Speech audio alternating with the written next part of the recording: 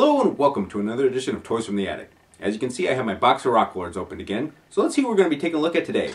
Well, it's going to be none other than Hook Rock. So without further ado, let's take a closer look at this guy.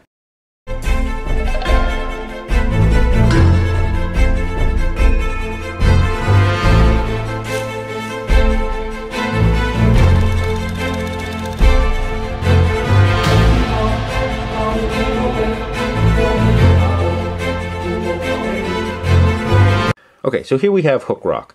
Now, normally I'd go into a bit of the backstory about this guy, give you his personality and his rock type. Well, sadly, he doesn't have one. Around this time, they stopped giving bios with the characters. They were just producing the toys, no backstory, no rock type or nothing. I guess the series was starting to decline and they kind of knew it, so they're just pushing out their last line as quick as they could. Still, he's a cool figure and I'm glad I got him. As far as his rock shape goes, he's really odd and definitely stands out against some of the other Rock Lord figures, which are just kind of just squares or flat shapes, and he's definitely odd. He's a definitely odd shaped one.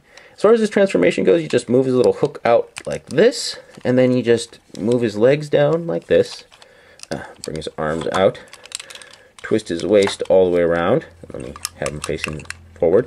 Move his hand down like this. He's a nice little limp wrist and actually has a pretty decent hand. And move his legs around like this. And that's about all there is to it for Hook Rock.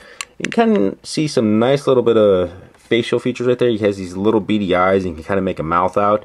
I just wanted to point that out because a lot of Rock Lord figures, or even at Transformers at this time, they would just either have masks or weird shapes in there, that just vague detail enough to give it a face. As far as his articulation goes, his arm can kind of move up and down. He has a little bit of limp articulation here at the wrist. His hips can move 360 degrees around. It's a little bit tough right there. Legs can move out side to side. They definitely swivel and they move up just a little bit, but that's about it. Oh, and his arm here can move all the way up, I guess to help with his hook action feature. And his action feature, having a little bit of the mumbles right now. His action feature is one that I actually don't like. If you've seen some of my other reviews, you know I hate gimmicks on toys just because it sometimes takes away, especially if it's like a big missile launcher that just makes the hand oversized or anything like that, but I'm going off on a tangent. His hook can clasp around anything and it has a fairly good grip. I mean, here we can put it around Magmar if we wanted to, and it definitely does hold on to it. And all you had to do was press a little button on the back here and it definitely pulls it along. Now I will say, this springs on this guy has held up very well. And you can tell that it's a very strong spring too, just from how quickly it will pull that all the way back.